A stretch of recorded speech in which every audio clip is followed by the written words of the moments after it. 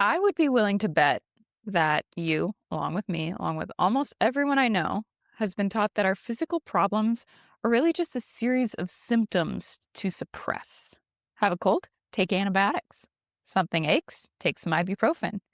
Your gut is constantly in knots and your poops are a little weird? Manage the symptoms, don't think about it too much, and move on.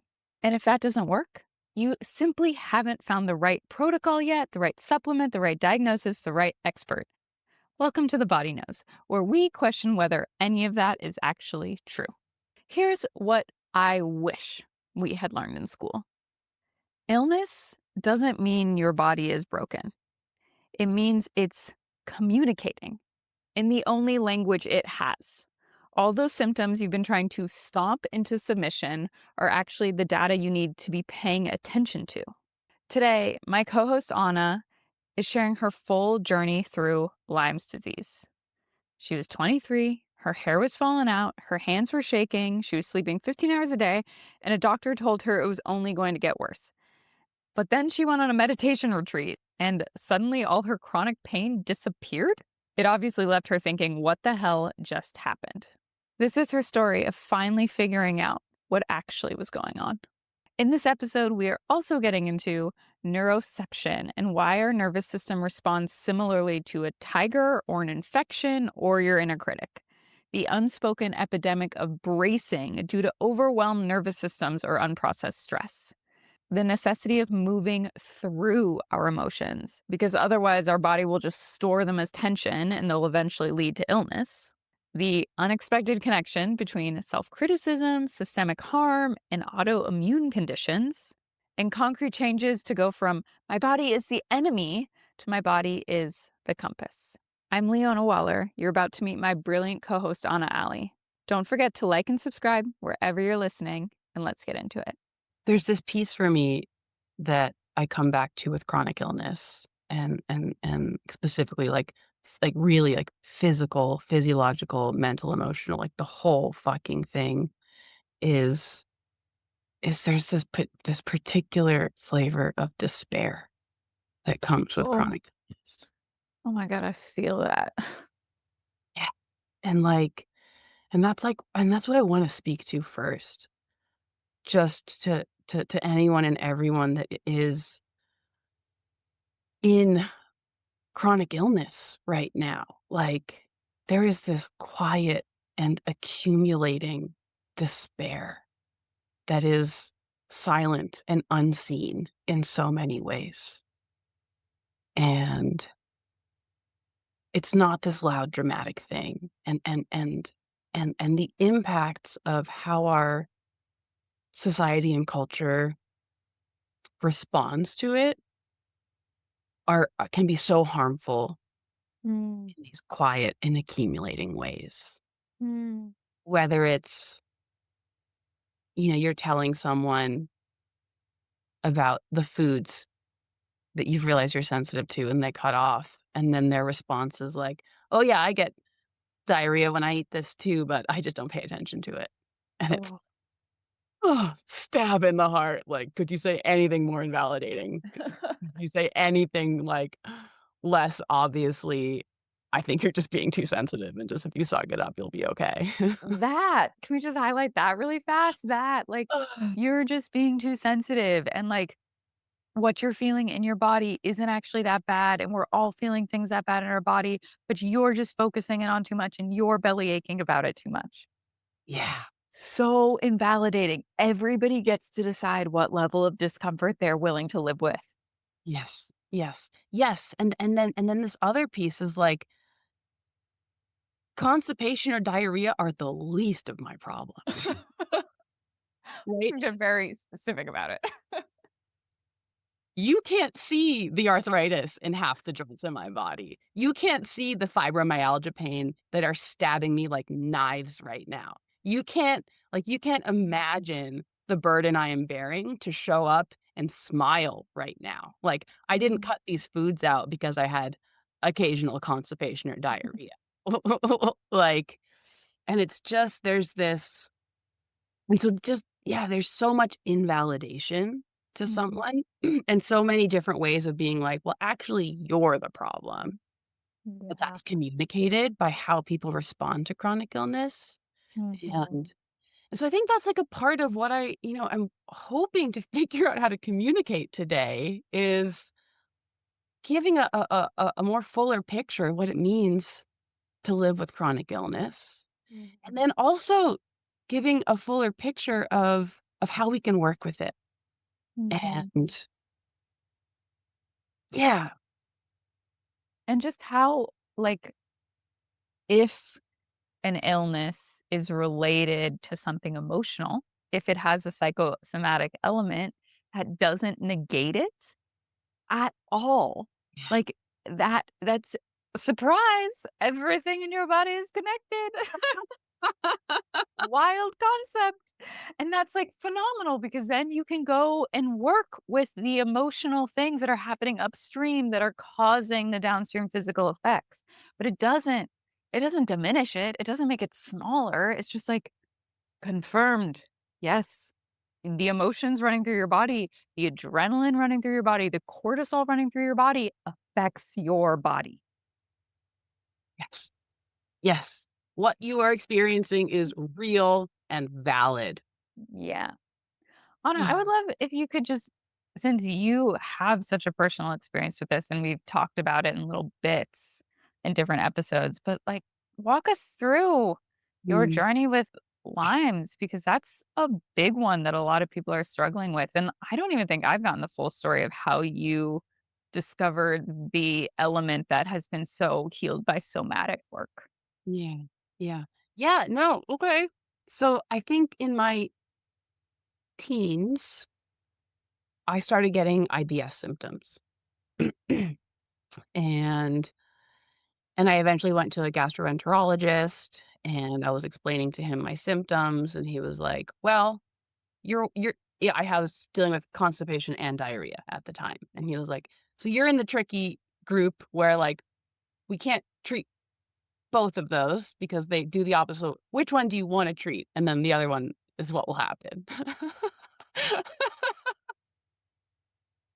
You know you know, Oh, and then I was like I remember just, like, looking at him like, "Wait, I don't wanna take a pill for the rest of my life that will give me either constipation or diarrhea, like, I wanna figure out what's wrong so that I'm can we heal me? Can we, like" like, a teenager asking that question is not ridiculous. I know when you, like, get up in, like, the '80s, '90s, you're thinking about, like, just maintenance, making life comfortable, but the fact that a doctor would say that to a teenager Yeah. is insane. Yes. It was I mean, it was just and then he was just like, "Honestly, we don't really know what's causing it, but we can support the symptoms," you know? And I just walked I was like, "Alright, I don't want your pills." Like, I walked out of that office. It's Way to like, say no to drugs, Anna. "Leave me, leave me." And, and then over the years, that turned into a lot of inflammation, just, like, puffiness in my Mhm. body until in my early 20s when I was 23. I guess before that, knee pain, joint pain, stiffness, tension, and then in my early 20s, when I was 23, just all of a sudden, a bombardment of different symptoms and, like, just extraordinary fatigue. I was sleeping, like, 15 hours a day or something, plus naps, like, walking down the street a block would exhaust me. All of my joints were inflamed and arthritic, all like the tendons, muscles, like tendinitis, just these like crazy acute flare-ups, the fibromyalgia, lots of nerve pain in different places, just like my whole gut. Like if I just like a tight waistband, like a tight pair of pants was painful. My gut was so inflamed. Wow. My hair was falling out, my gums were bleeding, like it was And this was at just 23. mhm, yeah. Wow. Yeah. Yeah. And long story short, figured out it was Lyme, found a specialist, and I was put on 6 months of intensive oral antibiotics, 5 different kinds, and the message was essentially, "You have chronic Lyme disease. Some people are able to overcome it through intensive antibiotic treatment, and some people aren't. and let's see what happens. And essentially, when the antibiotics didn't help, I was basically told I had a chronic and degenerative disease, and we could manage symptoms as they progressed. And Right? just for any listeners who don't know what degenerative means, it just means your body is gonna just be breaking down Yeah, it's just continuously. gonna get worse. Yeah. Yeah, and, like, my hands were shaking, right? Like, I had the part of the nerve stuff. And you Oh, were, yeah, like, a super outdoorsy, like, yeah, you were, like, rock climbing babe, living out of totally. your car. Crushing miles backpacking, like, just doing these big days in the mountains and then just all of a Yeah. sudden. And what's crazy from the outside is, like, I'm guessing at 23, your lifestyle looked incredibly healthy. Yeah, yeah, and, like, growing up, my mom, my dad, we ate really good food, real fruits and vegetables, like, not processed stuff. As a child, I was like, "Please give me the Lunchable." All my friends have Lunchables, right? But, like, Yep. looking back on it, it's like, "Wow, thank God I ate so well." Yeah. As a kid. And, yeah, I mean, I was so healthy in so many ways, right? Mhm. And Which makes it more heartbreaking almost, like, yeah, when some things it's like someone's struggling with their health and their diet is crap, you're like, "Well, you'll probably feel a lot better if you yeah, fix your diet." But the fact that your diet and exercise were incredible. right, was already healthy. And so that is how it started, though. So my Lyme doctor did say, "You can try removing these foods." This was, like, 10 years ago. They're starting to be identified as, like, commonly inflammatory foods. This Mm, information is, like, super well known now, and, like, there's a million different inflammatory food types that we can group and framework foods into. But he did suggest that, and so I think at the time, you know, a part of me was totally crushed, and then another part of me was like, "No, like, you don't get to tell me that there's nothing we can do. Like, if you don't know what to do, that doesn't mean that there's nothing to be done. It just means you don't know what to do, right?" And yes. so I had just graduated with a degree in mechanical engineering, a minor in mathematics, like, my brain had just been trained essentially in analysis and problem solving. And so I took that and applied it to my own health and my own body, and I started learning as much as I could about other health approaches, and the changing the food was a major pathway into that world because I started to notice, oh, when I eat this specific food, this specific set of symptoms comes up. And the chronic, like, tonsillitis and sinus infections were due to dairy.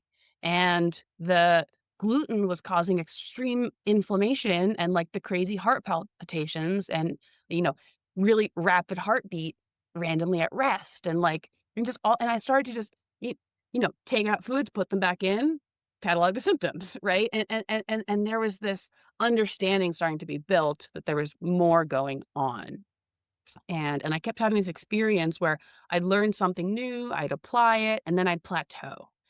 And things would get better, but I'd still be sick in some way, Mhm. and then that would cause me to look for the next thing and the next thing. And then I found acupuncture, and that was like this is woo-woo, right? At the time, I was like, "What, you're gonna stick me with needles in my wrist and, like, fix my lungs? Like, that's the craziest shit I've ever heard." But How far we've come.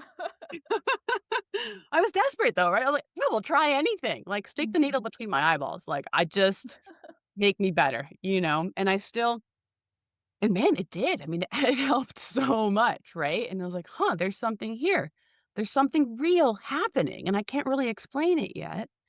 And then I would plateau again, and then the big turning point actually was I took a Vipassana course, Mm, which is a meditation course, and it's like a there's I guess I wanna say the term Vipassana and its teachings have been appropriated in many ways, and so we'll see it show up in many ways, and I'm gonna speak to it as I understand it, but that is to say Vipassana comes from a different part of the world and a different culture and has been translated to the United States and Western world. But so these specific Vipassana retreats run by an organization that was started, I wanna say in the '90s. There are these 10-day silent retreats, and It's, your seat was essentially paid for by someone who came before you, and it was gifted to you. And at the end of the retreat, you pay whatever you can, and that could be 0, that could be $10, that could be $1,000. You make a donation towards someone else having a seat in the next course. And the meditation, Vipassana in this sense, was bringing awareness to sensation in the body, Mm. sitting there with it. And it's like 10 hours a day. I mean, it's like boot camp in a lot of ways, That it's just terrifies me. the most rigorous meditation I'd ever done, right? But a dear friend had done, shout out to Matt Bernstein, had done, some of these courses and had spoken about them for years, and I would watch him sit twice a day and do his meditation, and it just, at some point, it felt right. I would give it a try, and I was in so much pain. I was, sitting that much a day. But long story short, after this course, so much of my chronic pain had disappeared. And I was like, "What just happened?" Like, What? what? You sat still for 10 days and And put my awareness on did body sweeps of, like, just sensation in the body, sensation in the body. I'm aware of it, I watch it arise and be and pass away, and there's these beautiful lectures at the end of each day, but, like, and then I found out later that it's a really common thing for people with chronic pain to go to Vipassana retreats to help heal their chronic pain, right? whoa. And it just blew my whole world open, and I was like, "This makes no sense to me, and I'm living the results of this experience." Like, Oh my god. there's something more here. There's Yeah, something yeah. powerful for That me. ain't no placebo effect. No, no. Don't get me started on a rant about the placebo effect. Um, Another podcast. Me Another too. podcast. Yeah, and then long story short, I found the somatics world. I found people talking about the nervous system and regulation and dysregulation, and I found a scientific framework to follow this experience I had had. And Mhm. and I really needed that at the time. I was still very much like an engineer. The world is black and white. Everything fits into a box. The mind and the body are separate, except I just had the experience where maybe they weren't. But here's a scientific framework, verifiable, researchable, reproducible, that explains this. So what was, like, the mechanism that you believed how the Vipassana retreat reduced your chronic illness? Like now or at the time? Let's hear now. Let's hear what you really think it is. What do I really think? Yeah, I think in order to answer that, I think I might need to do a little bit more explaining. Okay, Uh, great. yeah, but I think, yeah, that'll be my North Star right now. Perfect. I think what that experience gave me was there is something about connecting to my body that offered me a pathway to returning to health. Mm. And and it gave me this reframe that up until then, I'd been framing chronic illness as like my body is turned against me. My body Mhm, is like, "What is mhm, wrong with it?" Like, I mhm. just it's and I was fighting it in a way, and I was, like, trying to, like, force it and stomp it back into submission and, like, "Work, goddammit," Yeah. Like, "Just listen to me." Like, you just Yes. yeah. And and a big shift happened where instead of trying to control it, I listened to it, and I met it with loving awareness. Okay, I have to jump in because this is crazy. We've never, like, talked about this, but the alignment at this moment between your journey and my journey is nuts. So, I didn't have chronic illness, but I had, like, all sorts of weird, mysterious things. Like, I had plantar fasciitis in my feet all the time. I had tendinitis in my hips, like, one after the other, and I had just some old injuries that weren't healing, and I went to Peru, spent 6 weeks in the Andes at a permaculture farm. And we did a couple plant ceremonies while I was there as well, but not many. Mostly it was just like live on the land, grow food on the land. cook that food, do yoga, do qigong, hang out with each other, talk about your feelings. And it was called the Paititi Institute, shout out. And it was in that time that I had the exact same realization that you just had of like, I have been the way that I framed it in my head was like, I've been the slave driver to my own body. Yes. I have been just so cruel, like, "Work harder. What's wrong with you? Give me more and require less." And just, like, treating it with so much not just, like, anger, but, like, disgust of, like, "What in the world is wrong with you? Why can't you just function?" And had this just awakening of, like, "Oh my god, my sweet body, like, you have been working so hard when I've just been giving you so little." And instead, I was just like, "How much can I give you?" And I just slept like 9 hours a night and we were eating food off the land. And it was like, I was just like, "Body, I'm on your team. I'm so sorry." And I didn't have any of this somatics embodiment framework at that time. And I came out of that retreat and I had really bad hip tendonitis at that time. And it had been going on for like 8 years at that point. And I'd seen chiropractors, I'd gone to physical therapy, like, I'd done all sorts of stuff, and after those 6 weeks, my hip tendonitis was 90% better and has never come back. And I, like, can't tell you what I did besides being kind to my body Yeah. and eating really good food and sleeping, but, like, it all came from, like, "Oh, I'm gonna stop treating you like my slave." Yeah. Yeah. Yes, thank you, Leona. That's it. It's like, I'm gonna care for you. I'm a Yeah, if you're tired, I'm gonna go to sleep. Yeah. Yeah. Yeah. Yeah. Yeah, and so it's like, I love that we both had this shift of that's taken us to where we are today, where we keep saying this phrase, "My body is wise and on my side." And Mhm. it is communicating to me in the ways it knows how. And Mhm. these symptoms, these sensations, these emotions, the depression, the anxiety, the inner critic, all of this is a communication. My body can't speak words to me, but my body can speak sensation and emotion. And we understand this already unconsciously, like so many ways, right? My body says, "Grumble, grumble, grumble, I'm hungry." And then I'm like, "I know what that means," and I feed it, Yeah, or my yeah, body says, "Oh, that's really cold." And I feel cold on my neck. And then I say, "I know what that means," and I put a scarf on, right? yeah. And there are all Which these isn't a crazy idea, like, listening to your felt sense is not a crazy idea, just to be clear. we do it all the time. We accept it. We follow it, right? We drink our water when we're Yeah. thirsty. And We go pee, we go to sleep, like, we do all of these things. yes, yes. And we can extend that to a much greater depth. And I needed to extend that to a greater depth when I got sick. Mm. And so yeah, so there's this shift that I'm being communicated to by my body constantly. And what I need to learn how to do is listen to it. Mhm. And so that's where the nervous system understanding changed everything.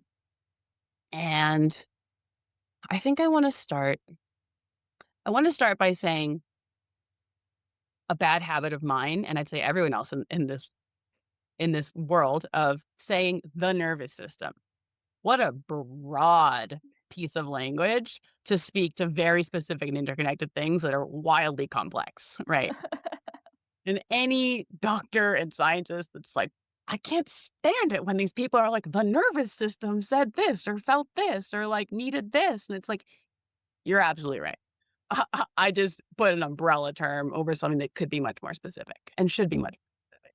And I guess I want to say that for those of us that are not PhDs in neuroscience and medical science and brain and anatomy and physio, like, using the specific words makes us lose the plot. And As someone who does have a degree in neuroscience, can confirm. yes. And so I want to speak to a concept called neuroception right now. And I guess I'll say there is an aspect or a part of the nervous system. And by nervous system, I mean the whole brain stem, and then all of your nerves that go through your Mhm. body, that innervate your whole body. Really complex system, really complex framework used to describe its different pieces and internet connected pieces. But see, I want to speak to this part of your nervous system that evolved over time that is constantly scanning the environment. And it's Mm. determining safety, threat, or danger. And essentially we can think of it as it's asking, am I safe? Do I need to mobilize for action in some way? Or do I need to shut down in some way? And its number one priority is our survival. This part of our system does not speak cognition. I'm using words to explain it right now. I even like personified it by saying, am I safe? Right. But it speaks sensation and emotion. It speaks safety as a felt sense experience in the body. And it orients around safety, belonging, and dignity. And this is the organizing principle, this orientation that determines, am I safe? Am I under threat? Am I in danger? Mm. And and so to bring that to Lyme disease, chronic infection, neuroception, this aspect of it is scanning our internal world as much as it's scanning our external world. And chronic infection is alert, threat, danger. And so this system gets turned online, and I'm going to use the classic example of like the tiger in the forest. You're walking through the forest. There's no tiger. Your system is scanning the environment. It's listening, it's seeing, it's smelling, it's tasting, it's touching. And it's based on those sensations, I'm safe.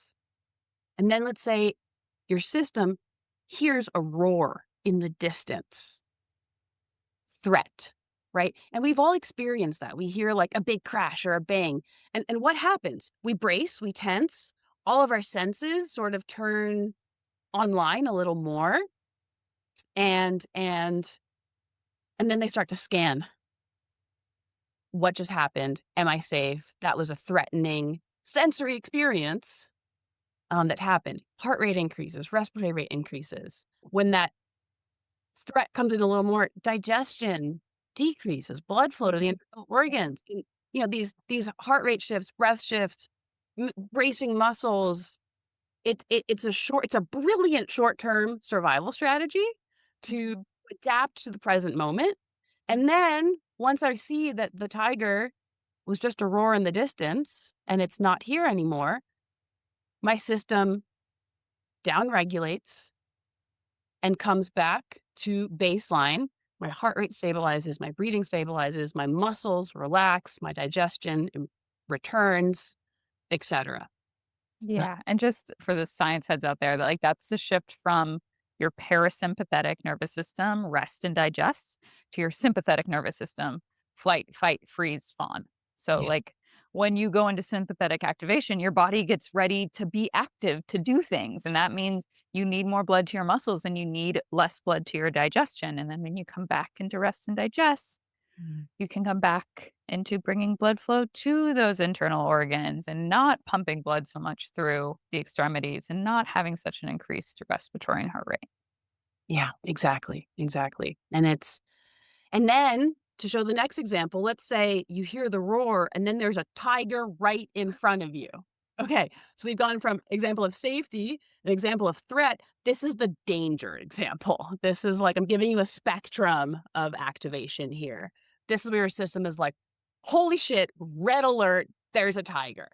And yeah, sirens are blaring, like, you're not digesting right now, Your muscles are tensed and braced. You have a lot of, like, hormonal endocrine shifts in your system pumping through you, preparing to Cortisol. survive. Yes, Yeah. and then you survive it. We're gonna use the scenario where you survive the tiger. You scare it away, right? Your system, again, this neuroception, constantly scanning the environment, receiving sensation. There's no more tiger. Your you're safe. You're in an environment, what you see, what you hear, what you smell, what you touch, all of it determines safety.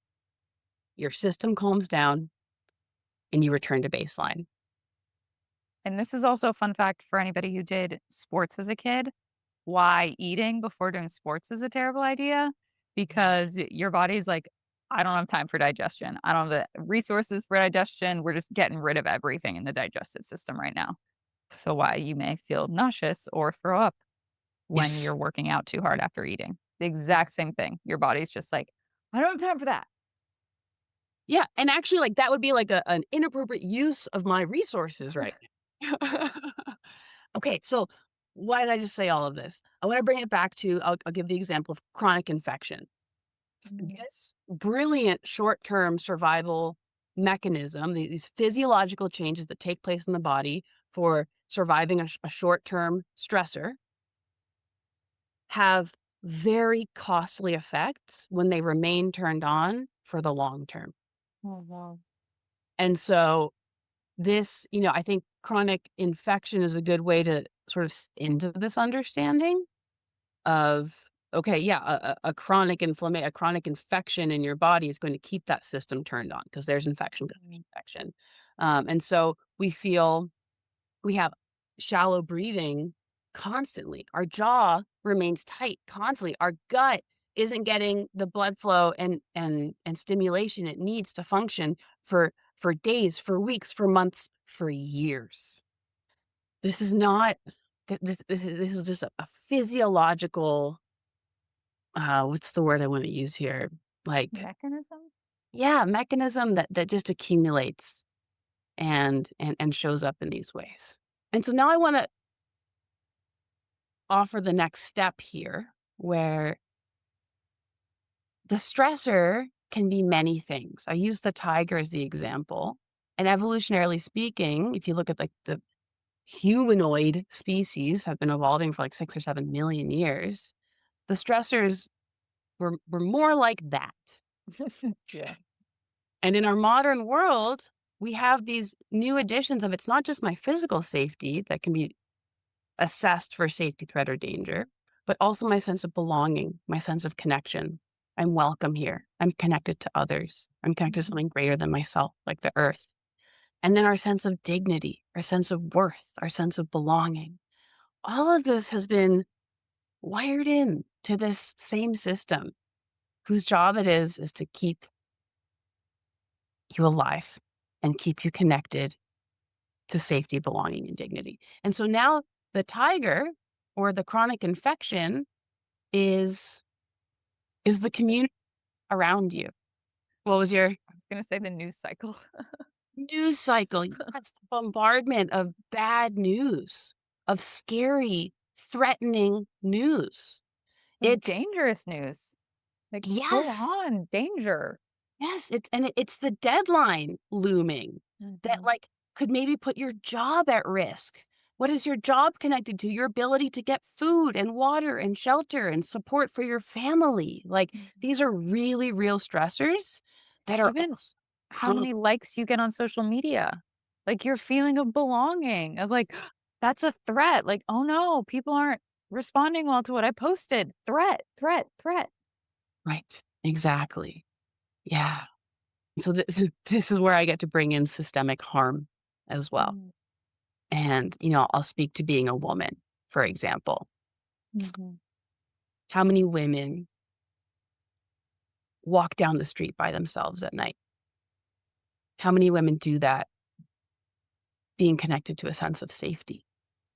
And so I want to, I just want to introduce the idea here that the the harmful systemic and structural world we live in is impacting our nervous systems in very real ways. And to anybody that has been marginalized by this system, your nervous system is holding the brunt of that, Mm. bonding to that very real harm Mhm. that is showing up in different ways. And we call it, it gets diagnosed as generalized anxiety disorder. It's like, No, you're a Black woman living in a white male dominated world. This is not generalized anxiety. This is an appropriate response to systemic harm. Mhm. And I could give a million different examples of the different types of people and body types and genders and ethnicities and orientations, etc. And I won't do that today, but that rant is coming. But I want to give a bit of a broader framework and understanding here of what our nervous systems are responding to, of what this aspect of our nervous system is responding Mhm. to And structural harm. yeah, and the way that this harm plays out, we've talked about some of it, right? Is like your nervous system always being on alert in that sense of threat, if not a danger. Like one is that your digestive system, which we've mentioned a lot about, doesn't get a lot of blood flow to it, which can deeply impact digestive health. How many people have IBS? Yeah. And then also, I was like blown away watching the Super Bowl. I even saw a commercial about talking about prostate health, prostate cancer in men. And Mm. one of the things they reminded men to do was stop clenching their butts. And like, I was ecstatic to see that because that's the thing that we don't think about. It's like how much, like, if you are clenching a muscle, you're clenching a part of your body. If you're clenching your pelvis for years, you are not getting enough blood flow there. You are getting knots that restrict nutrients getting to the cells. So even a like Super Bowl commercial reminding people that prostate health is related to how often you let your butt hang loose. Yes. So, like, that's like it's such a direct line of if you are stressed all the time and clenching something, there are so many things that can go wrong because of the way that you're holding tension in your body. And everybody has a little bit different one. And so I don't want to get into all of the examples, but I think the easiest one is you can see IBS and then you can also see effects to reproductive health. Yeah. Clenching, Yeah. clenching. Your menstrual cycle is not going to be super pleasant if you never relax the muscles of your pelvis. Yeah. Yeah. Yeah. Sex isn't gonna be pleasant. It's gonna hurt because you're not relaxed, you're not open. And so this brings us back to the body is responding on its own to these harmful mechanisms. And so I don't, something one of the ways that I took this work at first that wasn't supportive to me, for example, one of my bodily responses is to clench my stomach. When I feel nervous or I feel threatened or I feel like my belonging or dignity, my gut just tightens and it's an automatic response. And it's not that like, "Oh, I just need to let go of my gut and then I'll be healed." It's like, no, the clenching, the bracing, these patterns and mechanisms that our body has learned and practiced over a lifetime to respond to harm is not a conscious choice Mhm. coming from a different pathway. And so I don't want this to be misconstrued as like, just relax your pelvic floor. That's all you have to do, babe. Like, This is a you problem, you can yeah, fix right, this. right. No, no, not what we're saying. But it is okay, let's bring awareness here. Mhm. Let's start to interact with these parts of us that have learned to brace. This Mhm. bracing is a huge aspect of how this framework is being applied to our understanding of chronic health. And we all experience this bracing differently, right? We go like, "Oh, I've been really stressed. I need a massage. My neck always seizes up when I'm stressed." Bracing. That's bracing, right? Or like, "Oh, my hips are tight whenever I have a deadline." Or like, "Oh, I can't touch my toes anymore whenever after like me and my partner have the same fight we're always fighting about." Mhm. I get really inflexible. It's just it shows up in all these ways that we're already really aware of. We just have Yeah. to put language to Mhm. until now. Yeah. Uh, Insomnia. Insomnia is such a big one. If your body thinks you're in threat, it's not going to let you go to sleep. you're you're not gonna sleep deeply. You're not gonna sleep deeply. Yeah. Yeah. And So so go ahead. alright, so what somatics ended up, or what the nervous system research science world and then somatics ended up teaching me was we have a lot of plasticity in our systems. We are, these are changeable, adaptable systems. And just as they have changed and adapt to respond to stressors, whether that's infection or structural harm, they can also change and adapt in new ways, and we can support them.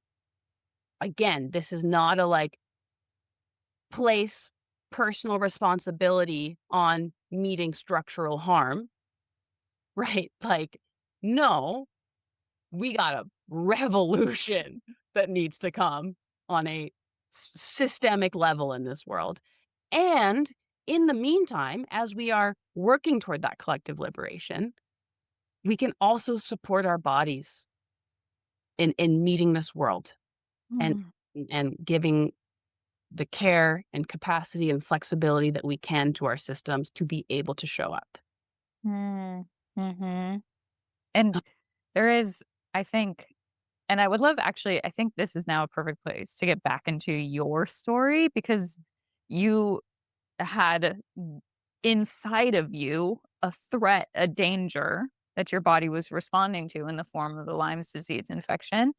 And like, how did you, in a very tender, compassionate, not forcing your body way, not making your body wrong, but come into like the point where you're back to feeling relatively healthy and vital and you don't have this, you're not like, what did the doctor say you could expect by this point? Like just having shaking hands and barely Oh, yeah, I hiking. was on track for, like, MS or Parkinson's-like symptoms, you know? Yeah.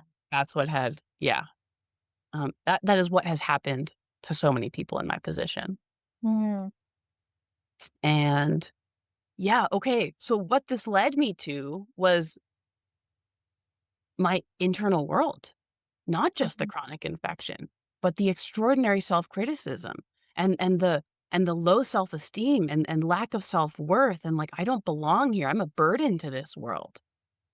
And looking at, just I think it showed up to me at first and, as a 23, 24, 25-year-old young woman with severe chronic illness, surrounded by all my athletic friends, I was like, "I'm gonna be single for the rest of my life. Who would ever desire this?" Right? "I am mhm, not worthy. I don't even belong in this community. What am I doing here? Like, I can't climb hard anymore. I can't hike a heavy mhm, pack up a hill. I can't go on these epic mountain expeditions." Like, and it just this framework sort of hit me like a ton of bricks of looking mhm, at all the different ways my system was perceiving threat and danger. And how much of that was due to my own inner dialogue and my own inner perception. And I'm gonna go back to this, like the conditioning of mhm, how I've learned to assess my worth and dignity as a woman in this world. mhm, For example, my worth is related to how much I am desired by the male gaze, right? mhm, Like all of these different conditioning patterns and recognizing, oh, this is like there is a whole system at play within my body. It's not just the Lyme infection. It's not mhm, just the sense of belonging. And this is what led me to integrative health. Health is physical, mental, emotional, and spiritual. It is all of these things together. It is a wholeness of being. And if I want to work with my health, I need to look at movement, rest, fresh food, fresh water, fresh air, connection, play, creativity, community, culture, music. Like all of these things play a vital role in my system assessing safety, threat, or danger and mhm. connecting to safety, belonging, and dignity.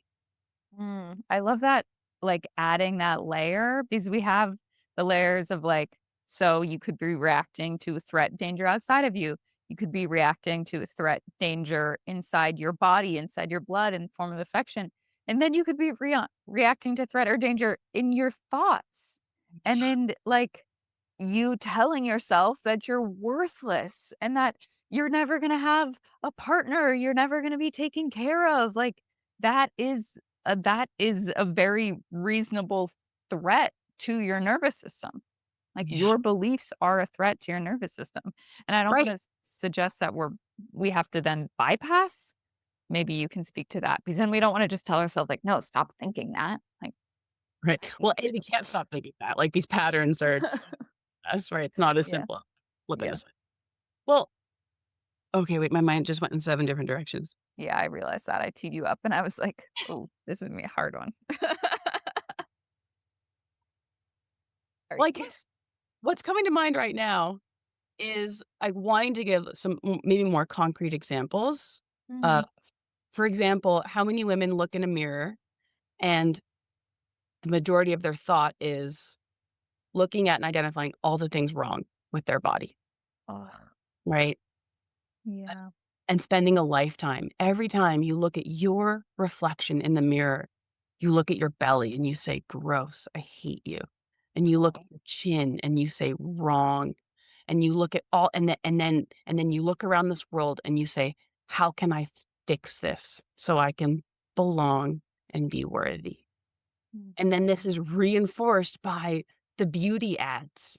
You know, all this how much money do women spend on products a year? And again, there's no blame here, right? This has been, like, systemically conditioned into us. I am worthy if and when.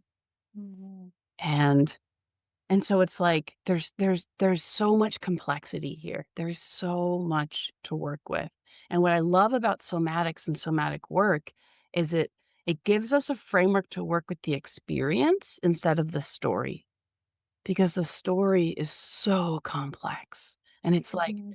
I mean, if I'm going to tell my story and, like, figure out what's going on in my story, I'm looking at my life, I'm looking at my mother's life and my father's life, I'm looking at the town I grew up in, I'm looking at my 3rd grade teacher, I'm looking at, like Yeah, totally.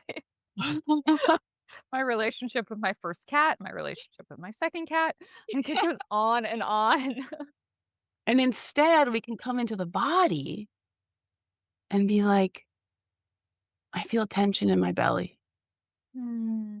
and now I feel sad, and now I feel angry, and now I'm noticing pressure in my chest. And now I'm remembering when my dog died when I was 16." And our body, this experience I've had over and over is my body takes me on a journey. If I just let it take the lead and I follow sensation and emotion through a specific, through in a set time, like I sit there and I do it for a time, it takes me on a story. It takes me on a journey, and I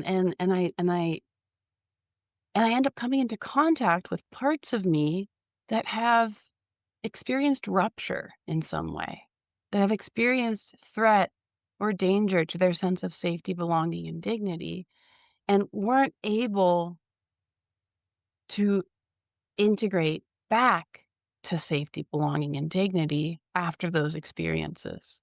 And then Mhm. the opportunity to meet those parts, to meet that sensory emotional experience in my body with love, with safety, belonging, and dignity, with care. Mhm. And that, take it full circle back to the Vipassana course, that's what I was learning to do during that course. It's not what I was instructed to do, and I certainly wouldn't say that that's what the course would say, "This is what we're teaching you." But that was such a big part of what I experienced, was how to meet my body with care and love. Mm.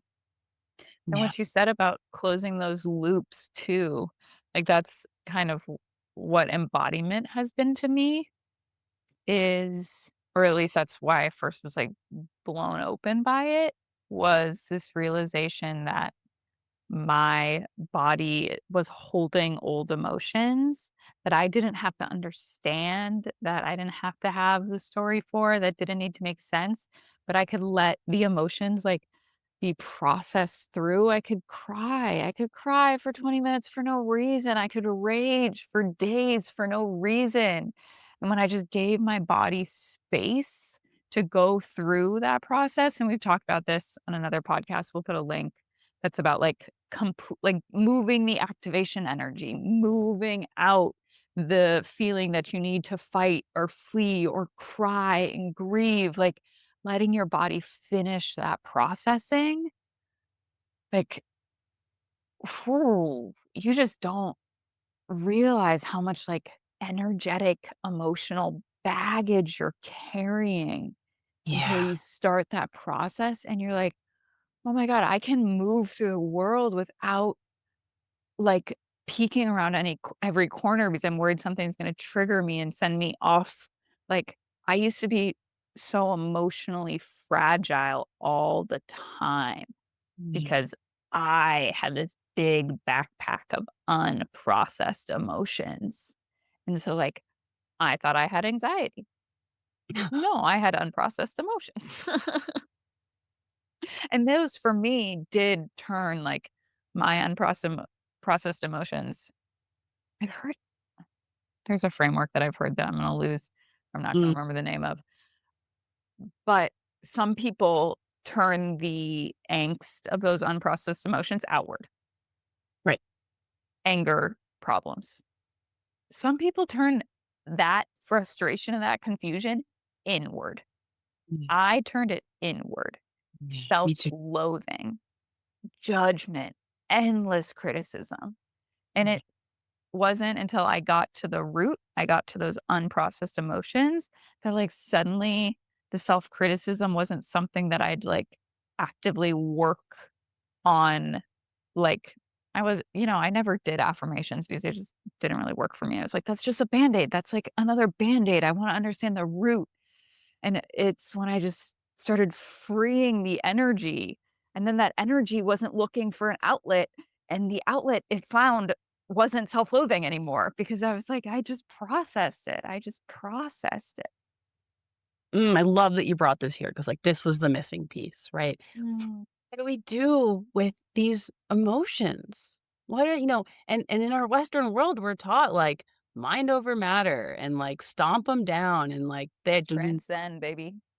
bypass the shit out of them. Like, do not feel them, do not express them. They are going to lead you astray. Yeah. You And just have to remember you're the witness, and then you don't have to feel anything ever again. I tried that for a decade, didn't really work, but let me know if it works for you. Yes. Yes, right, and so if we're learning to change behavior patterns, we need to be in the experience, and we need to be able to be with our emotional experience, and the more we bypass it, the more we turn away from it, the more we're just going to be in these same patterns, and Mhm. I love, like, you brought in, like, we've been taught to intellectualize our emotions, not feel our emotions. We've been taught to understand them, to explain them, to validate them, to, Mhm. you know, give reason to them. But like Mhm. bodies physiologically need to process them as well. And that's where somatics and embodiment have been so powerful for me because when I feel the emotion, it's like, okay, how can I move? How can I sound? How can I breathe right now to let this emotion move through me and process? How Mhm. can I express it? How can I let it be expressed through my body? And like that was the key. That was like the missing piece of all of this, where not only the first step is bringing awareness to the Mhm. experience, like that is, we can't do anything without the awareness, and bringing loving, caring, kind awareness to the experience. First step. But the next step is to step into the experience, holding that loving, kind awareness to step into the experience and let it flow, let it express, move, and sound and breathe through the body. Yeah. That that felt like liberation. That Mm, changed everything. totally. So there's some research on these statistics. I'm gonna butcher them and then you're gonna correct me. I love it. But I wanna throw it out there because it's stuck in my mind. So particularly how a lot of women it seems like how a lot of women process or manage unprocessed emotions is again turning inward. And there's Yeah. also some research, this statistic about the percentage of people with autoimmune diseases who are women. Oh, like 75% of autoimmune conditions are diagnosed in women. And this is the part, this is super woo woo. This is like We're a very energetic still link. we're gonna throw in there for you. Yeah, exactly. We're at the end of the podcast. If you made it this far, you're with us. But if you think about on a very energetic level, autoimmune is someone's immune system attacking themselves. Mm. It's someone's vigilance being like, I'm looking for the threat, and the threat is myself. That. I have never heard of like a more terrifying analogy for self loathing. Yeah. I was And like, not right, self-loath like, and that can be internalized in different ways. It can be self-loathing, it can be, worthlessness, it can be criticism, it can be, but just this feeling of, I am the problem. My me. body thinks that I am the problem. And so Yeah. my body is attacking me. Yeah. Right. And if we look at the neurology and how the immune system is wired in to our sense of safety, threat, and danger, it's very intelligently done.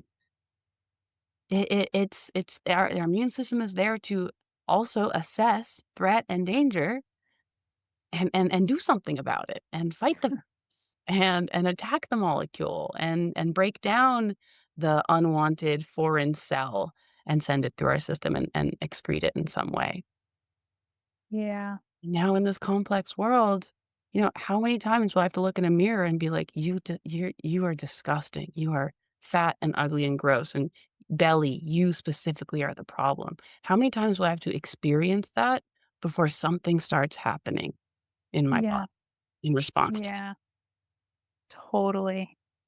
And I just want to throw in my little bit of experience with this. Very small compared to honest, but like I said, struggled with IBS. I didn't know what it was. I was so deeply in the mindset of like, I am the problem and I can just fix me that like I never even saw a doctor about it. I didn't tell anyone it was happening because I was just like, I'm gonna just fix this by controlling my body more. Anyway, long story short, I I've been working with a functional nutritionist, Melinda Delisle, shout out Emotional Health with Nerds. And we went through and cataloged all the big emotional events in my life along with all of the health events in my life. My IBS flare ups always came 4 to 6 months after a big emotionally hard event in my life Yeah. consistently. Yeah. That was wild for me to see. Yeah. Like my body, tummy was braced for it took about 4 to 6 months for that lack of blood flow, for that lack of space, for that lack of relaxation to start to have a negative effect. Mm. I can't imagine what would it be like if you lived with that lack of blood flow for years and years and years and years and years. Yeah. There it is. Yeah. And it's like it's blood flow, it's lymphatic flow, there's so much going on. Yeah. Yeah, Complex.